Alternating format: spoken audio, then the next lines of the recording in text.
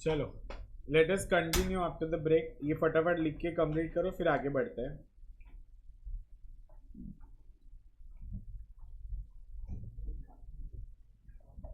आखिरी दिन ही पानी चाहना था, हम शांति से गप्पे मारते थे इधर।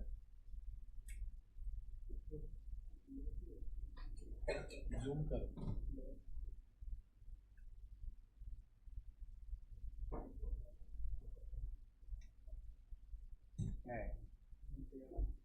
सॉरी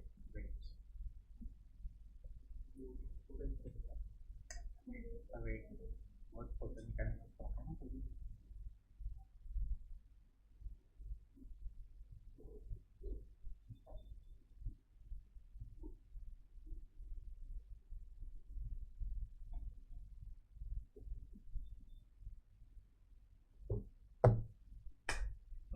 पहले से लिख के बैठ, एक हाथ बर्गर और एक हाथ लिखना।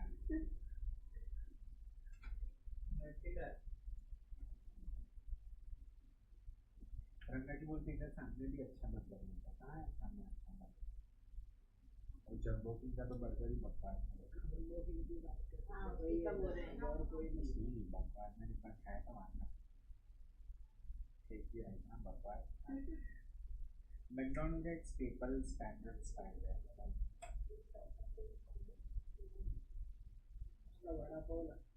मुझे तो ना एकदम गरम गरम समोसे खाने के मन आ रहे।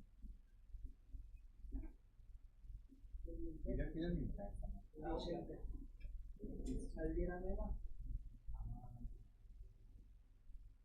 खाओ एक समोसा खाओ।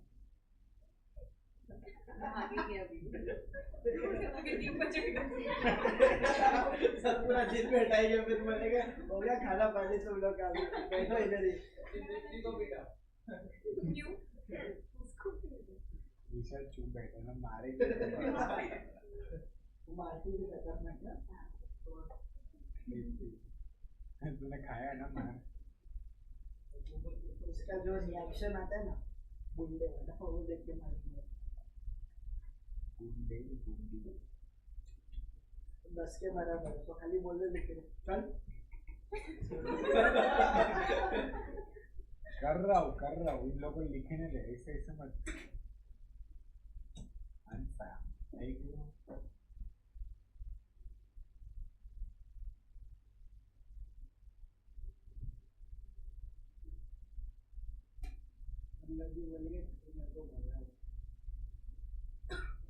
समोसे तो हल्दीराम की जोमेटो से भी आते हैं।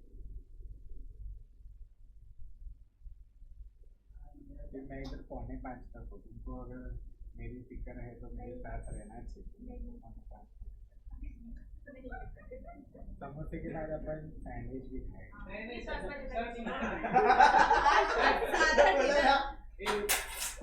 प्लास्टिक में लंच दे दो, फिर नाश्ते में सब लोग जाए, सबको लंच दे दो। नहीं भाई नहीं वो लोग जन्मों के भूखे नहीं है।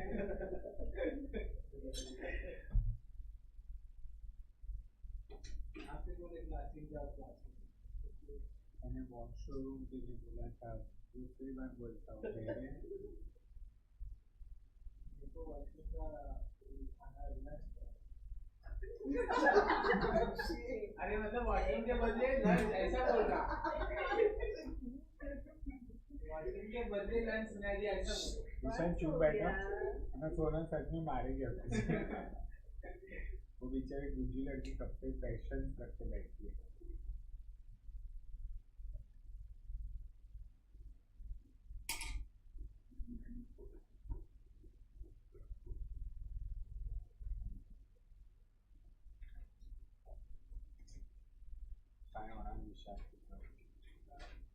बट एटलीस्ट यार एक केस सिनेरियो करके जाओ यार, तुम वॉशरूम के लिए ऐसे पागल में सोचते हो, तुम्हें जाकर आओ चाहिए था।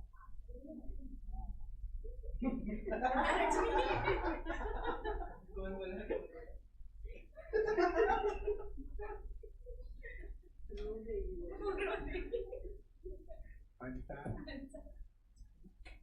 क्या इसे तो स्टारबक्स जूता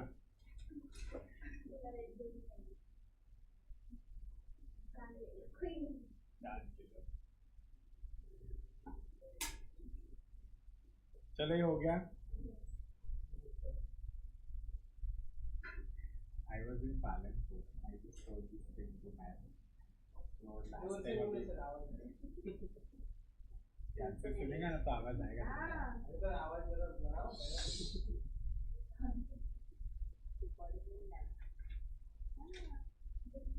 तो I was in Palanpur during May time और उधर ना पानी का पाइप टूट गया था. तो जहाँ पर when I was staying ना उधर पानी नहीं था. 2 दिन तक पानी नहीं था. आए तो नहीं हम लोग और लेक्चर वगैरह ले रहे थे. We literally use distilleries for washroom.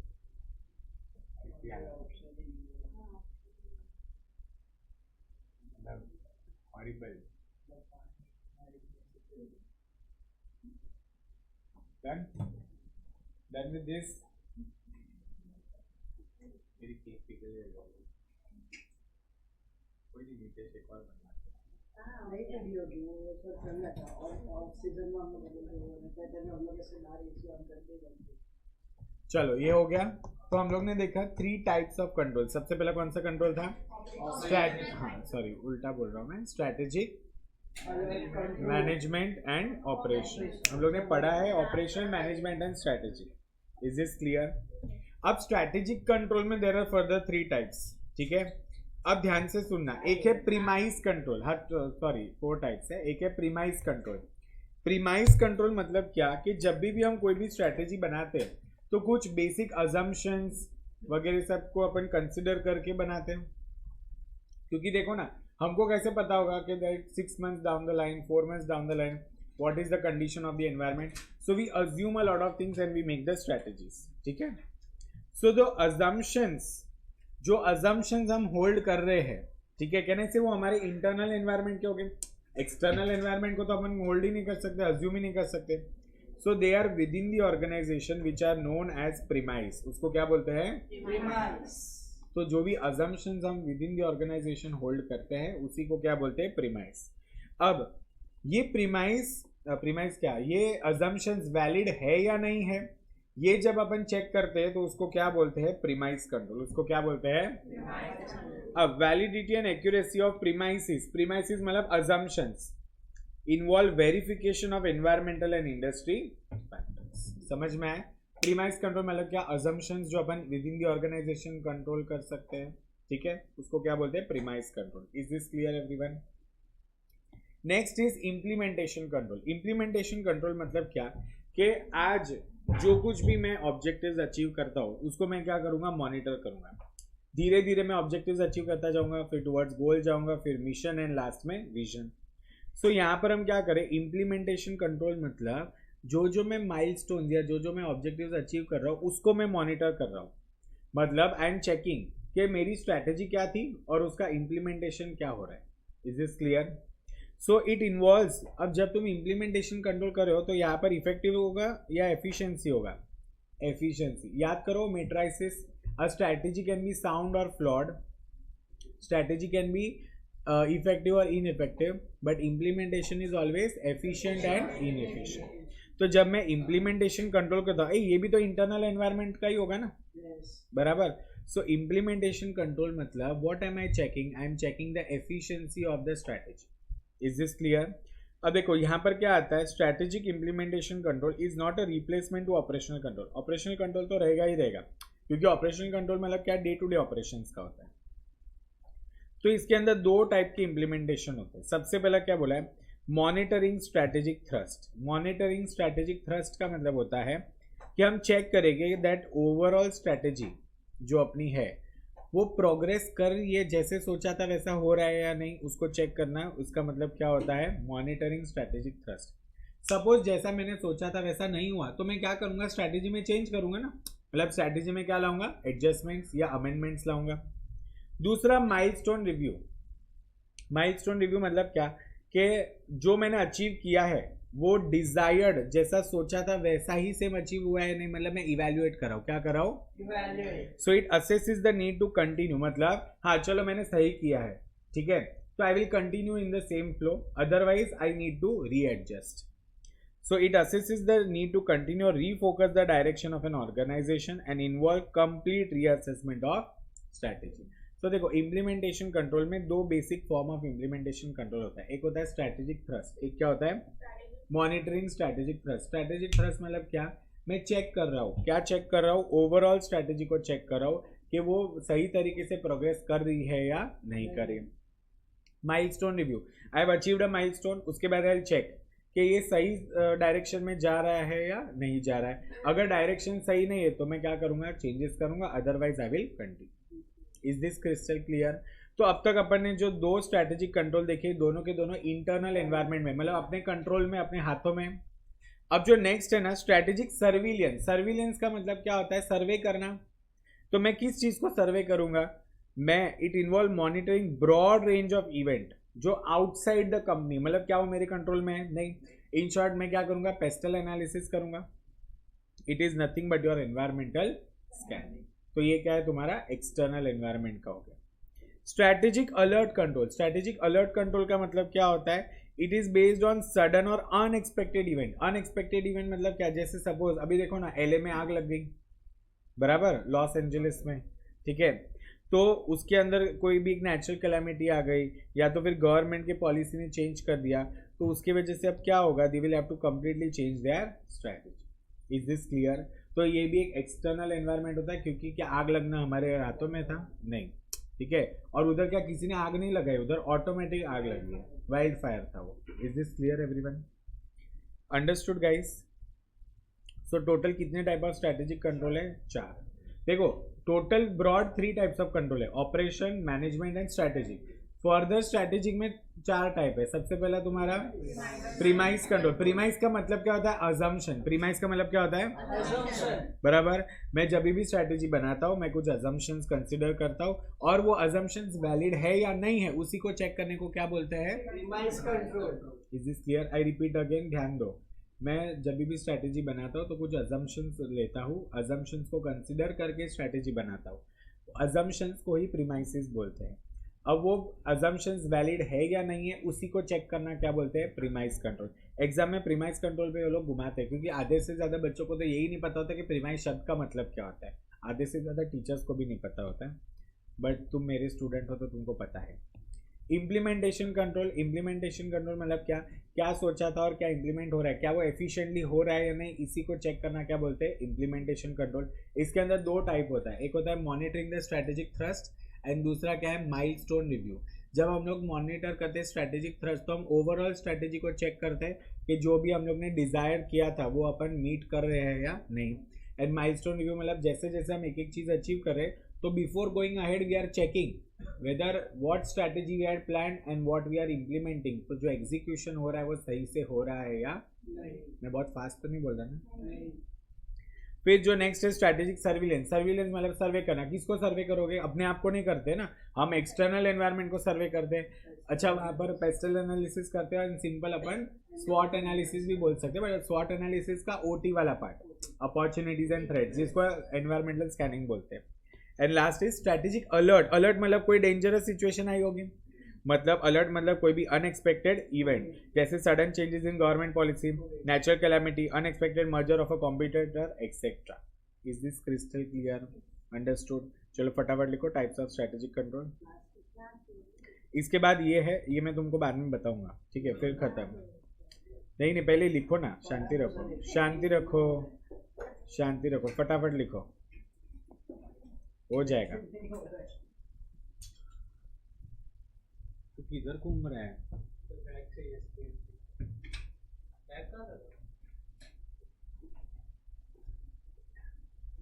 ये ना रैंप वॉक मत कर यार. बैग नहीं मिल रहा,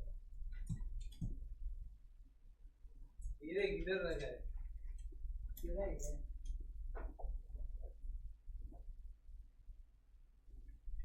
विशाल सेम चीज ना शर्मा सर की क्लास में करके दिखा.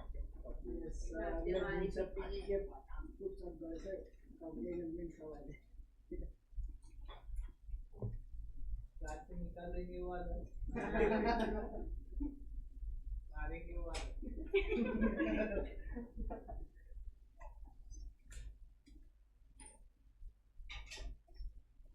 घूम रहा नहीं मेरा बैग.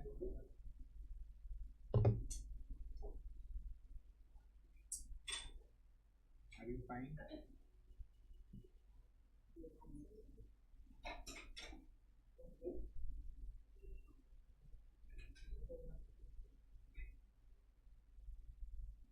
ऑफिस में ऐसा मत करना, तुझे आर्टिकल शीट से भी निकाल देंगे.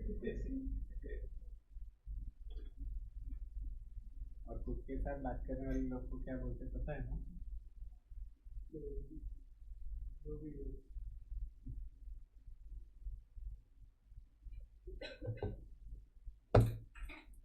रंगा जी भूल गए नितेश का खाना लाने.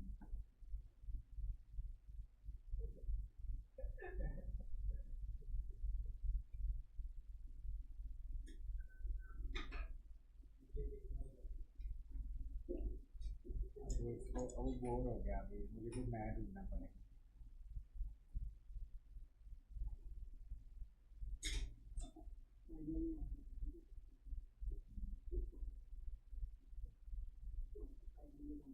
तब तक अगर मैं जिंदा रहा तो मेरा एले का घर भी जलता.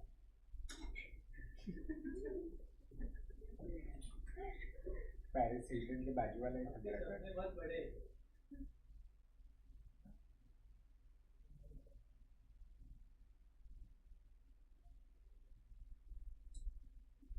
मैं हकीकत बोलो तो तुमको हंसी आती है. Just because I behave down to earth, that doesn't mean that I am on earth.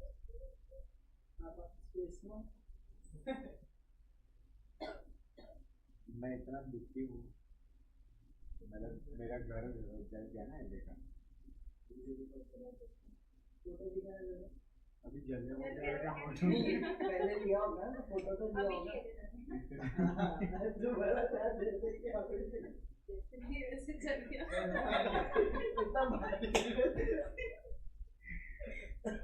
जब नया घर कंस्ट्रक्शन में जलते जलते फायर में घर चल जाता. कंट्रोल दिसत नाही का रे तुला? हाँ सगळ्यांना दिसतंय.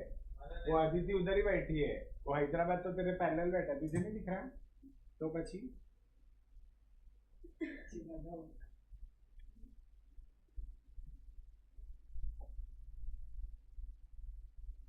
लास्ट लेक्चर में ना तुम लोग को मुझे एक गिफ्ट देना पड़ेगा. वो गिफ्ट ये है कि तुम मेरा पूरा क्वेश्चन में अच्छे से लिख के करो. ना लिखना छोड़ना नहीं है. कुछ लोग को टेंशन आ गया क्या गिफ्ट मांगेगा. मैं मेरे एले के घर के लिए कॉन्ट्रीब्यूशन मांगूंगा. तुझे तो मुझे पूरा ही मैं सारे ऑर्गन डोनेट कर दूंगा तेरे को बोला. पीछे का लिखा है मेरा. हाँ इधर का भी घर बेचना पड़ जाएगा आपको उसके बाद. मैं इसको बोल रहा हूँ तो पीछे वाले को देख रहा है. भगवान, हंसा का तो बेच के भी फायदा नहीं. वो बोलेगा नहीं चाहिए हमको, डिफेक्ट नहीं चाहिए. पैसे तो भी कभी नहीं लेके जाएगा. वो मेरे को बोलेगा बेचो मत, मैं आपको पैसा दे देता हूँ. दिया भी तो वो मैं खुद ही में कर दिया.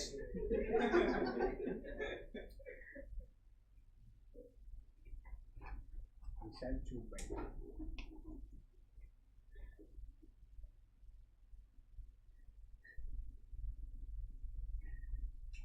हमसे मुझे बुरा नहीं लग रहा है.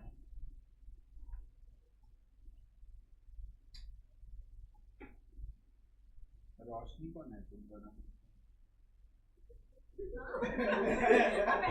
कोई रोशनी नहीं है, कोई रोशनी नहीं है क्लास में.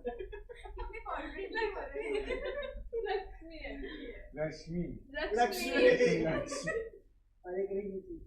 अरे हाँ पूछते हुए किसी का तो नाम आर से था, मेरे को इतना पता है.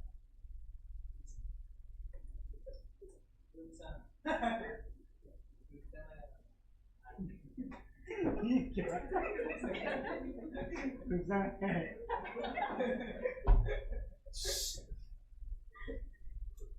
अधिक तू सच में मुझे फोकस कर।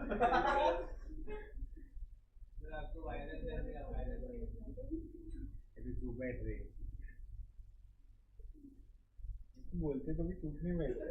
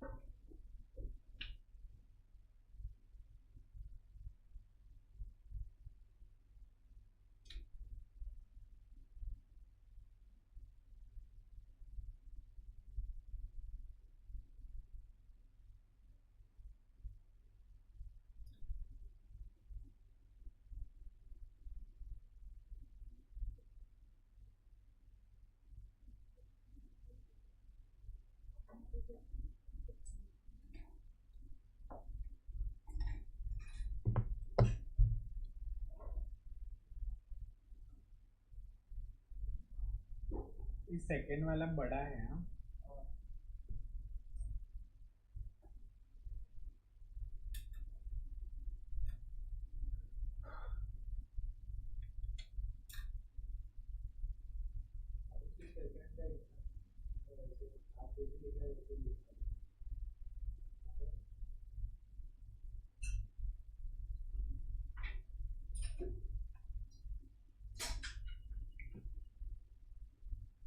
तुम्हारे पूरे बैच में सबसे मैच्योर्ड पर्सन कोई होना। यस सबसे मैच्योर और उसके बाद रुकसाना। मैंने मैच्योर्ड की बात की इमेच्योर्ड की नहीं।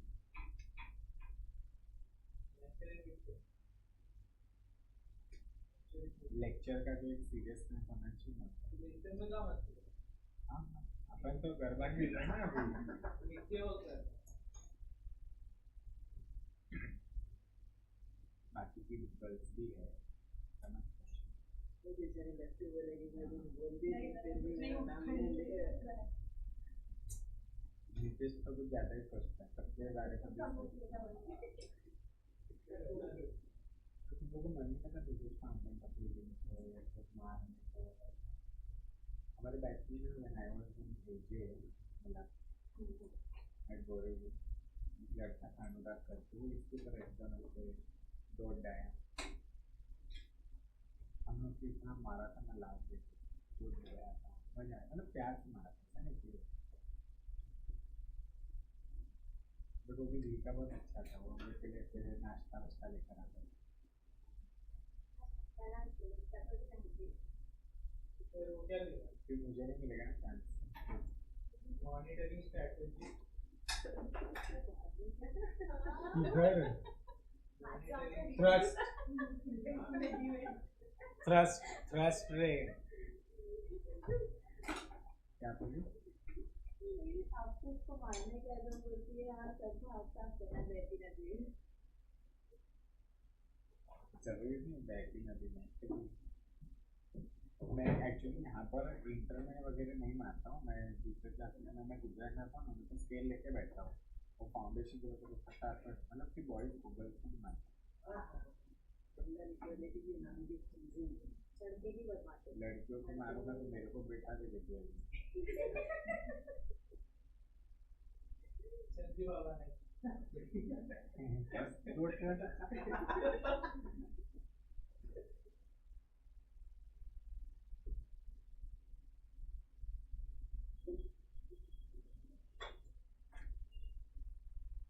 तू जनवरी दे रहा है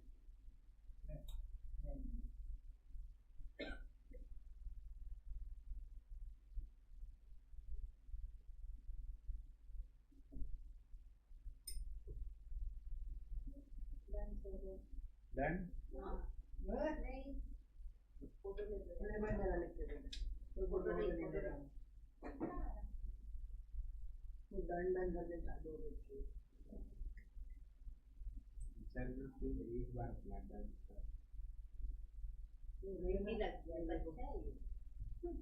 एक बार ये भी इमेचर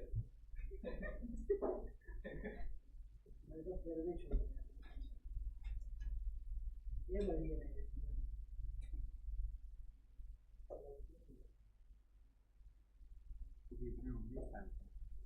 नहीं सर 8 साल के बाकी कल ही तो पैदा हुआ सुबह बोलेगा और लेक्चर में आ गया वगैरह बीकॉम नहीं हुआ है ऐसे कैसे सर वो हम लोग के साथ ही होता है कुछ महीने में फर्स्ट जब इतना छोटा ये लोग ही चिढ़ाते हैं बाद में छोटा है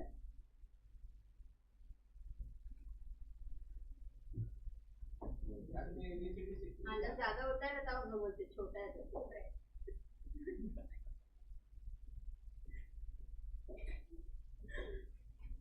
अभी कितना बाकी है ये लास्ट पे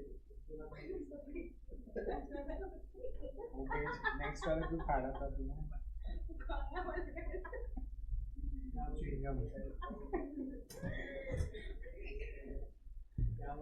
चलो डन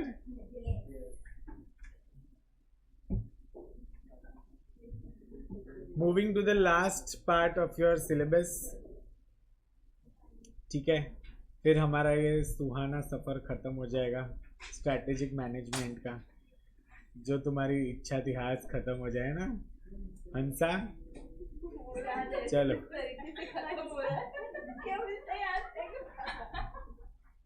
क्या सर मेरे को भी बोलो चलो अब जो याद रहेगा आई कैन फील दैट चलो अभी सुनो ध्यान से ये जो अपना है types of strategic control see ये जो पूरा कॉन्सेप्ट था ना लिसन ये था स्ट्रेटेजिक कंट्रोल और दूसरा है स्ट्रेटेजिक परफॉर्मेंस मेजर्स ठीक है अब ध्यान से सुनना स्ट्रेटेजिक परफॉर्मेंस मेजर्स में कितने टाइप के स्ट्रेटेजिक परफॉर्मेंस मेजर्स होते हैं ठीक है मैंने सिर्फ हेड पॉइंट्स लिए अंदर का तुम अपने ओन वर्ड्स में लिख सकते हो सबसे पहले फिनेंशियल मेजर्स मतलब हम चेक करेंगे कि फिनेंस में हमारा कितना इम्प्रूवमेंट हुआ है कस्टमर कितने सेटिस्फाइड है मतलब देखो जब अपन स्ट्रैटेजी बना रहे हैं फिर जब इम्प्लीमेंट होने के बाद चेक किया जाता है ना तो ये सारे पैरामीटर्स हैं market measures employee measures innovation measures environmental measures ये टोटल 6 टाइप्स के स्ट्रैटेजिक परफॉर्मेंस मेजर्स है ठीक है उसके बाद इसका इंपॉर्टेंस मुझे एक बात बताओ हम लोग ये स्ट्रैटेजिक परफॉर्मेंस मेजर्स क्यों चेक करेंगे सबसे पहले चेक करने के लिए कि गोल अलाइनमेंट हुआ है या नहीं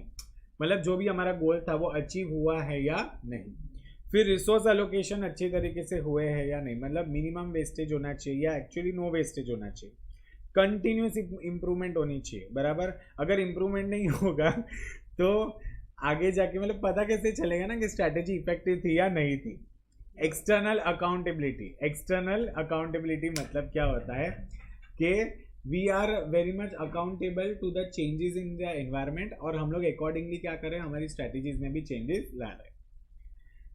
अब choosing the right strategic performance measure, मतलब पहली बात तो बोला है कि जो भी अपने स्ट्रैटेजिक परफॉर्मेंस मेजर्स है, कौन से परफॉर्मेंस मेजर्स को हमें चूज करना चाहिए जो हमारे लिए रेलेवेंट हो.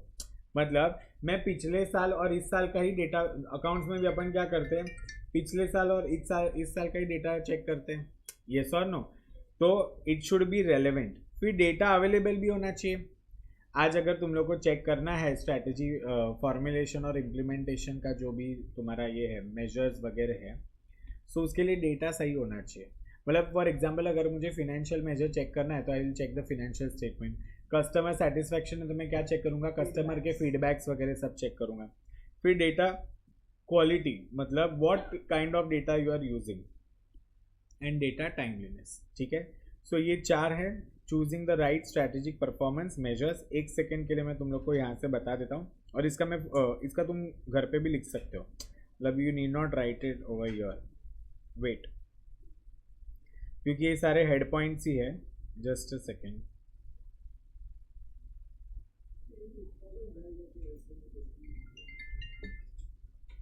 तो स्ट्रैटेजिक कंट्रोल, एक मिनट, ये रहे तुम्हारे स्ट्रैटेजिक परफॉर्मेंस मेजर्स. इसको 1 सेकेंड रीड करो, स्ट्रैटेजिक परफॉर्मेंस मेजर्स को.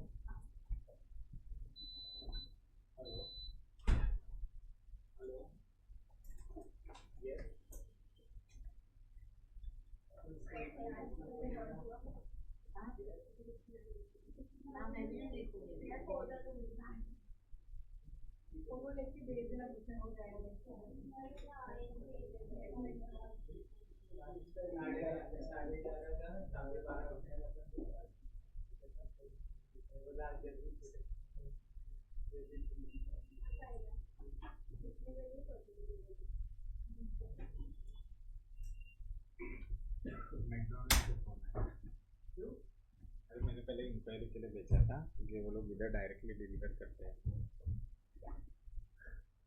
रंगा जी को क्यों परेशान करना था.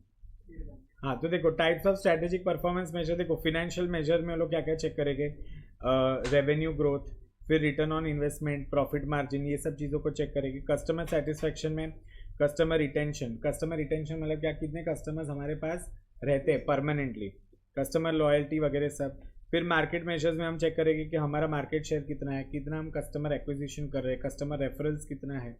फिर एम्प्लॉय मेजर में क्या चेक करेंगे, employee satisfaction, turnover rate. Employee turnover rate मतलब पता है ना तुम लोगों को, कितने एम्प्लॉयज आए और कितने एम्प्लॉयज गए. इनोवेशन मेजर में हम चेक करेंगे कि हमारा R&D कैसा चल रहा है. ठीक है, कब कब हम नए नए प्रोडक्ट्स लॉन्च करते हैं, कितनी हमारी फ्रीक्वेंसी है नए प्रोडक्ट्स लॉन्च करने की. एनवायरमेंटल मेजर्स में हम चेक करते हैं कितना हम एनर्जी कंजम्पशन कर रहे हैं, कितना वेस्ट रिडक्शन हो रहा है, कितना कार्बन एमिशन है वगैरह वगैरह. ठीक है, यहाँ से तुम देख के लिख देना. उसके बाद ये रहा तुम्हारा, अच्छा इसको क्या बोलते हैं पता है, इसको सस्टेनेबल डेवलपमेंट बोलते हैं. इसको क्या बोलते हैं, सस्टेनेबल डेवलपमेंट. मतलब तुम सिर्फ और सिर्फ प्रॉफिट और पीपल का नहीं सोचोगे, तुम प्लैनेट का भी सोचोगे. इसको क्या बोलते हैं, सस्टेनेबल डेवलपमेंट. इसको ट्रिपल बॉटम लाइन भी बोलते हैं. क्या बोलते हैं, triple bottom line. Triple bottom line मतलब हम 3 पैरामीटर्स को कंसिडर करेंगे जब भी हम कोई भी बिजनेस के डिसीजन ले रहे. सबसे पहला profit, people and planet. Is this clear. एक और चौथा है जिसको बोलते हैं पर्पस. क्या बोलते हैं, पर्पस. तो अब ये क्या हो गया, क्वाड्रुपल बॉटम लाइन हो गया है. तो क्वाड्रुपल बॉटम लाइन में पर्पस भी ऐड हो गया है. अंडरस्टूड. अब इंपॉर्टेंस क्या है, सबसे पहले गोल अलाइन होना चाहिए, resource allocation, continuous improvement and external accountability. मतलब we are accountable to our investors, stakeholders, shareholders, everyone. And choosing the right strategic performance measure. तो देखो क्या बोला है, रेलेवेंट होना चाहिए. मतलब क्या, कि जो भी मेजर तुम चूज कर रहे हो it should be relevant to the organizational goals and objectives. Data availability मतलब क्या, कि डेटा शुड बी, जो भी अपन डेटा मेजर कर रहे हैं, ठीक है, it should B readily available and collected and analyse in a timely manner. उसका क्वालिटी मतलब क्या, हाई क्वालिटी डेटा होना चाहिए, मतलब वो एक्यूरेट भी होना चाहिए और रिलायबल भी होना चाहिए. एंड डेटा टाइमलीनेस मतलब क्या, अप टू डेट होना चाहिए, current and up to date. मतलब क्या, आज तक का जो भी डेटा है वो सारा का सारा अवेलेबल होना चाहिए. समझ में आया. ये टोटल तुम्हारे और 3 आंसर हो जाते हैं. इसके साथ तुम्हारा पूरा सिलेबस होता है खत्म. इसका एक काम करो, फोटो ले लो. ठीक है, क्योंकि तुम लोग को ना घर पे इसका अंदर का भी लिखना है. Okay, take a photo of this. चलो ये हो गया तुम्हारा। अब लास्ट पार्ट में जाते हैं, 2 मिनट का और लगेगा। How to prepare strategic management. ये पूरा सब्जेक्ट कैसे पढ़ना है। अब तक हम लोग ने जितने भी 50 कॉन्सेप्ट्स किए हैं, ठीक है, तुम सारे के सारे नोट्स को ही रिफर करोगे और लर्न भी नोट से ही करोगे, ठीक है। दूसरा, फॉलो द कॉन्सेप्ट सीक्वेंस। अच्छा, वो एक जो अपना कौन सा है वो कॉन्सेप्ट, सोशियो कल्चरल का जो एनवायरनमेंट है ना, उसको प्लीज मॉड्यूल से एक बार रीड कर लेना, ठीक है। उसमें एज को आएगा नहीं कि explain the types of external environment, तो एक बार रीड कर लेना बस। कॉन्सेप्ट सीक्वेंस को फॉलो करना, ठीक है, कॉन्सेप्ट सीक्वेंस को जरूर फॉलो करना। एमसीक्यू सॉल्व करना है तुम लोग को, साथ ही साथ क्वेश्चन बैंक का रिटर्न प्रैक्टिस होना चाहिए। Are you getting my point. Multiple revision करने एटलीस्ट 4 to 5 सी, भले 50 मार्क है बट इसको इज्जत दो, बराबर, क्योंकि 50 मार्क्स में से तुम देखो योर पेपर 6 ना, I have students who have scored 90+ in paper 6. It is possible.